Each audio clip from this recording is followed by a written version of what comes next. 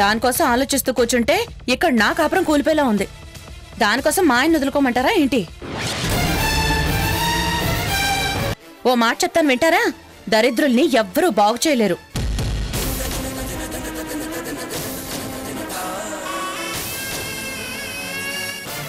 మీరైనా చెప్పండి, నేనెక్కడికెళ్ళాలి? ఎందుకెళ్ళాలి? ఈశ్వర్ నేనెక్కడో కాలేజీలో చేర్పించి చదివిస్తాడటమ్మా.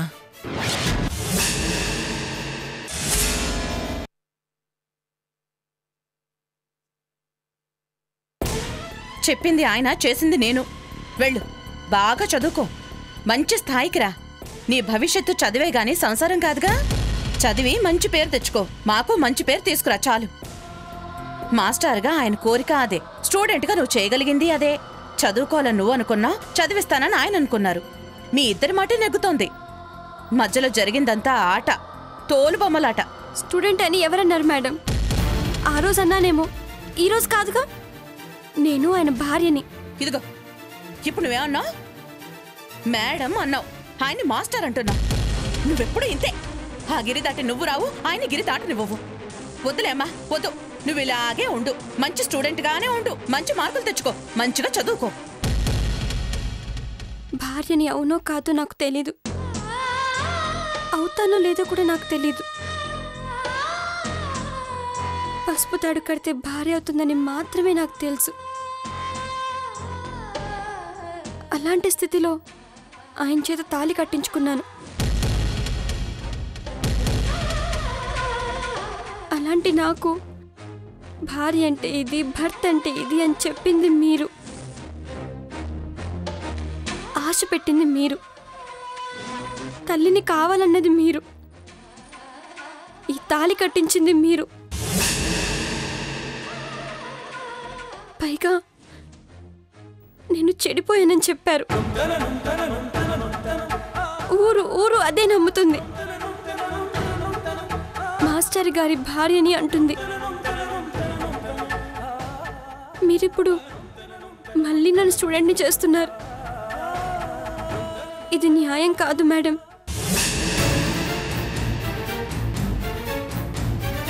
స్టూడెంట్ అవ్వాలని నాకు లేదు, మాస్టర్ గారి భార్యని కావాలనుంది, అలాగే బ్రతకాలనుంది. బ్రతకనివ్వండి ప్లీజ్. నా బ్రతుకు నాశనం చేయకండి. ఇంకోసారి ఆ కోత కోసామంటే పళ్ళు రాలిపోతాయి. ఎవరే నీ జీవితం నాశనం చేసింది? నీ వల్ల ఈ ఇంట్లో మనశ్శాంతి లేకుండా పోయింది. మహాతల్లివి, ఏ ముహూర్తాన్ని ఇంట్లో అడుగు పెట్టావు గానీ నీ వల్ల నా జీవితం నాశనం అయిపోయింది. ఏంటి అనసూయ మాటలు? తన వల్ల నీ జీవితం నాశనం అవడం ఏంటి? అవుతుందత్తయ్యా, మొదటి నుంచి చూస్తూనే ఉన్నానుగా. అన్నింటికి ఇలా బెల్లం కొట్టిన రాయిలా నిలబడుతుందే గాని ఏ విషయంలో అయినా దీని సపోర్ట్ ఉందా? చేజెట్లారా అన్ని తనే చేసుకుని మళ్ళీ మనల్ని అంటుందా? ఏ, నీ జీవితం నాశనం చేసావా? ఏం చేసావో చెప్పు, ఎలా చేసావో చెప్పు. చెప్పు, మేం చేసిన తప్పేంటో మాకు తెలియాలి కదా. చెప్పవే, చెప్పు. మాస్టర్ గారిని పెళ్లి చేసుకొని నేను అడిగానా? నువ్వు అడిగావు. మాస్టర్ గారికి భార్య కావాలంది నువ్వు, మాస్టర్ గారి బిడ్డకి తల్లి కావాలంది నువ్వు. గురుదక్షిణ అంటూ విషయాన్ని ఇంత దాకా తీసుకొచ్చింది నువ్వు.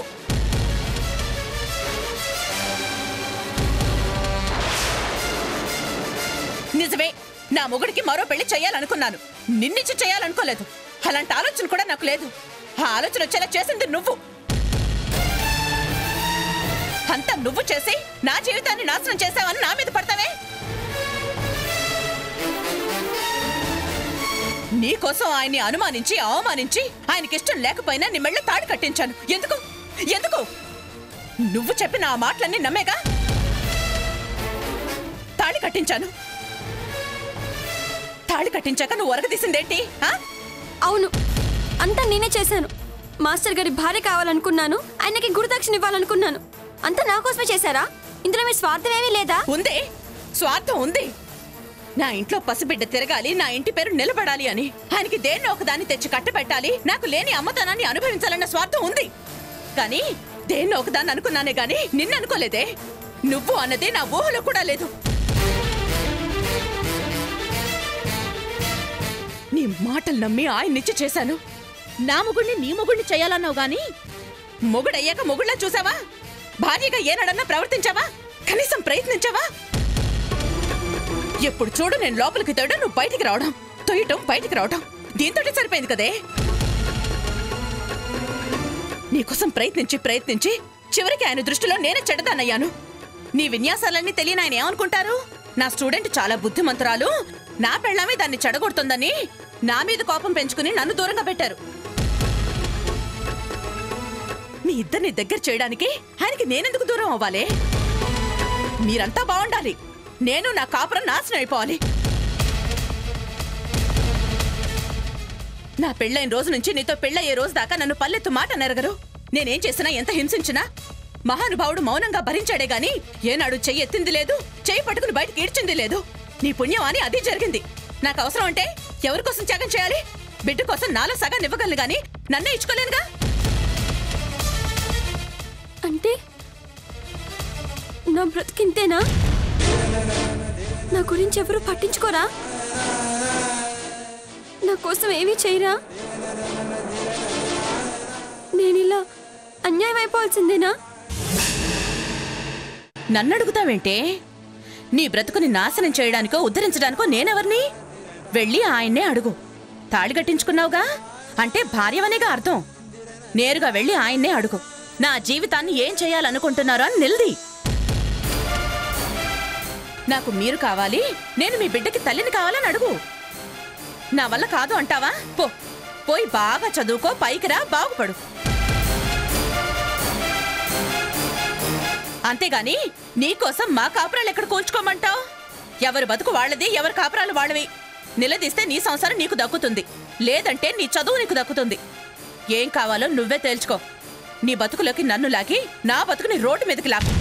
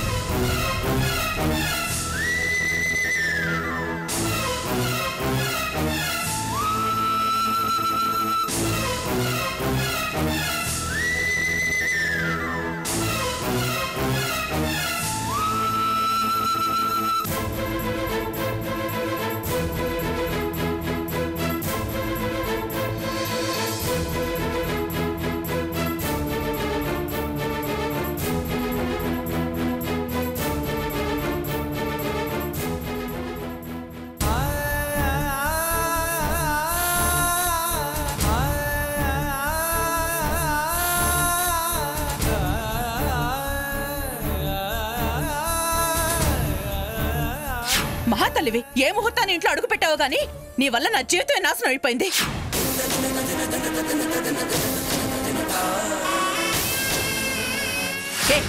నీ జీవితం నాశనం చేసావా? ఏం చేసావో చెప్పు, ఎలా చేసావో చెప్పు. చెప్పు.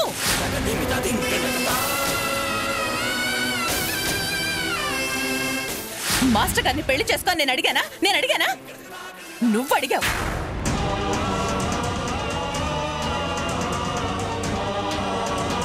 మాస్టర్ గారికి భార్య కావాలంది నువ్వు, మాస్టర్ గారి బిడ్డకి తల్లి కావాలంది నువ్వు. గురుదక్షిణ అంటూ విషయాన్ని ఇంత దాకా తీసుకొచ్చింది నువ్వు.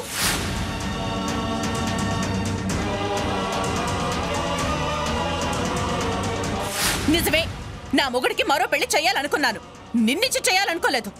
అలాంటి ఆలోచన కూడా నాకు లేదు. ఆ ఆలోచన వచ్చేలా చేసింది నువ్వు.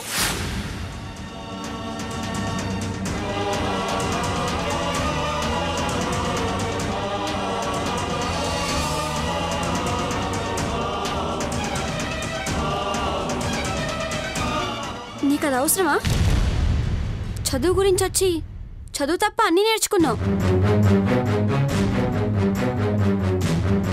చావెలాగో తప్పదు. చచ్చా కూడా బ్రతకాలనుకోవడం తప్ప. బ్రతికేది ఒకరి కోసం కాదు, మన కోసం. నీ కోసం బ్రతకకుండా వాళ్ళ కోసం చావడం ఏంటి?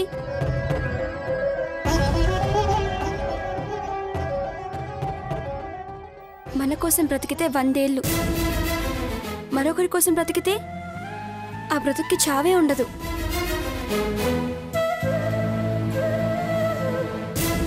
వద్దు గౌతమి, చూసావుగా, వాళ్ళ సంతోషం కోసం నువ్వు వస్తే వాళ్ళు బానే ఉన్నారు, కష్టాలు కన్నీళ్ళు మాత్రం నీకు ఇచ్చారు.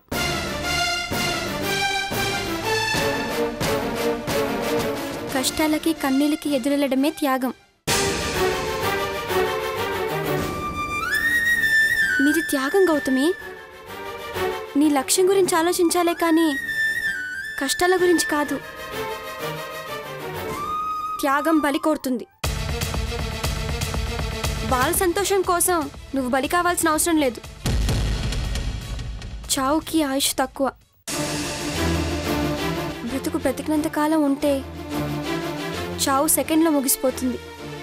కానీ చావుకి విలువ ఎక్కువ. ఒక చావు చెత్త కుప్పల్లో పడేస్తే మరొక చావు చరిత్ర అవుతుంది. నీది చరిత్ర గౌతమి. చరిత్ర చదులు పట్టే కన్నా బ్రతికినంతకాలం హాయిగా బ్రతుకు గౌతమి. అర్థం లేని బ్రతుకు కన్నా అర్థవంతమైన చావు గొప్పది. నీ నిర్ణయమే కరెక్ట్. ఆ ఇద్దరి మధ్యకి ఎవరొచ్చినా చీలిక తప్పదు. నీ మాతృత్వాన్ని గురుదక్షిణగా ఇచ్చి నువ్వు పోయినా వాళ్ళ సంతోషంలో నువ్వెప్పుడు బ్రతికే ఉంటావు. వద్దు గౌతమి. బ్రతకడం కోసం పెళ్ళి, చావు కోసం కాదు. ఆ తాళి తీసేసి ఈరోజు నువ్వు స్కూల్కి వెళ్ళినా నీ బ్రతుకు నువ్వు హాయిగా బ్రతకచ్చు. నచ్చలేదని తీసేయడానికి నలిగిపోయిన చీర కాదు తాళి. ప్రాణం పోయాక కూడా నీ కట్టెతో పాటు కాలేది అదొక్కటే.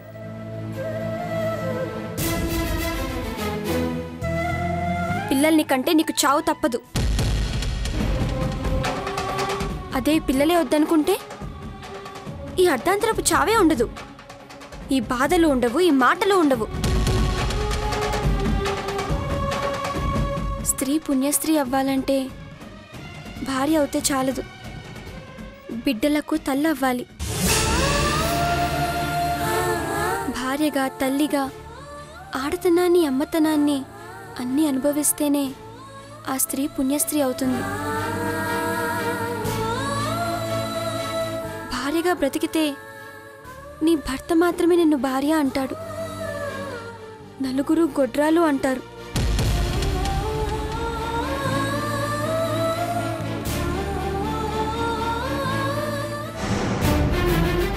పూలన్నీ వాడిపోతాయి, కానీ దేవుడి పాదాల దగ్గర వాడినా, నేల రాలినా దాని పవిత్రత పోదు.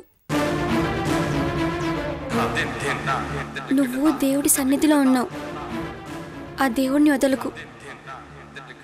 నీ చావు చరిత్ర అవ్వాలన్నా, నువ్వు పుణ్యస్త్రీ అవ్వాలన్నా నీ కోసం కాదు, ఆయన కోసం బ్రతుకు.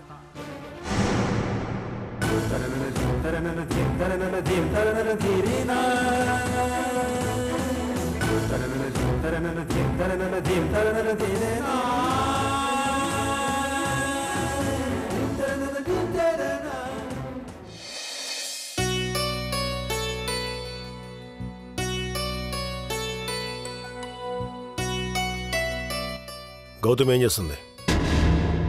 తెలీదు. ఫోన్ చేసిందా?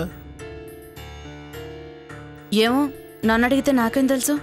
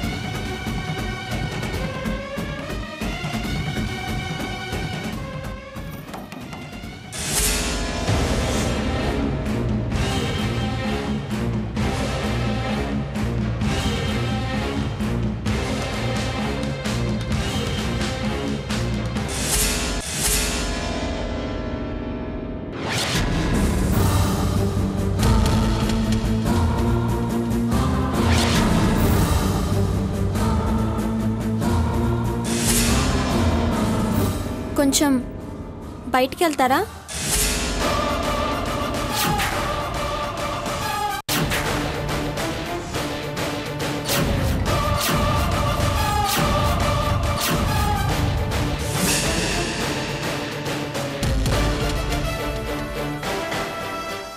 చెప్పేది మీకే. ఆయనతో నాకు పనుంది. బయటికి వెళ్తారా?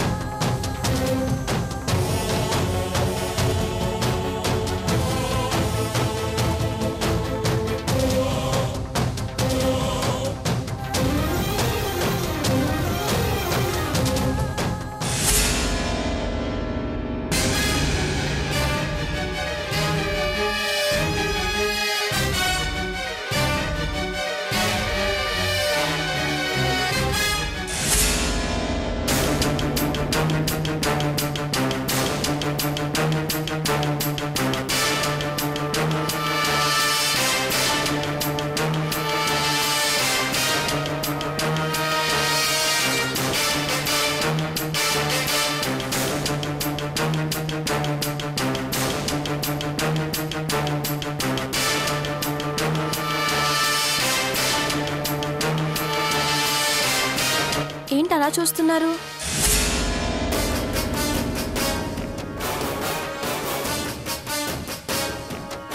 అడగకుండా వచ్చానా?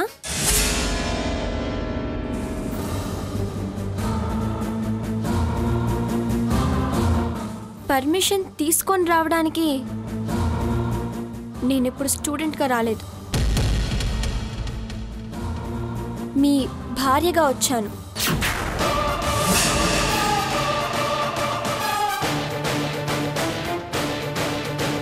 నా పడక గదిలోకి నా భర్త దగ్గరికి రావడానికి పర్మిషన్స్ అవసరం లేదనుకుంటాను. ఎవరైనా ఈ గదిలోకి పాలిచ్చి పంపిస్తారేమో అని చూశాను. ఎవరికీ ఆలోచన రాలేదు. తాళి కట్టినందుకు మీరైనా దగ్గర తీసుకుంటారనుకున్నాను. దగ్గరగా ఉన్న స్టూడెంట్ని చేసి దూరం పెడుతున్నారు.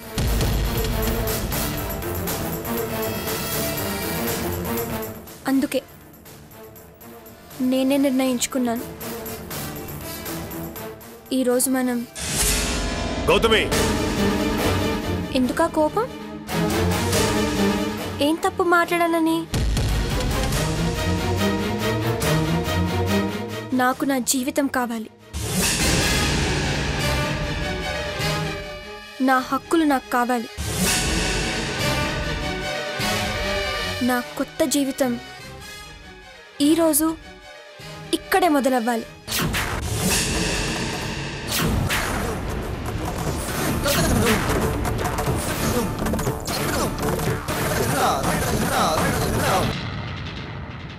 మీరు వద్దనుకుంటుంది నన్ను కాదు, నా జీవితాన్ని. మీరు దూరం చేస్తుంది నన్ను కాదు, నా భవిష్యత్తుని. ఈరోజు నా జీవితం నాకు కావాలి. నా బ్రతుకు నాకు కావాలి. నా భవిష్యత్తు నాకు కావాలి.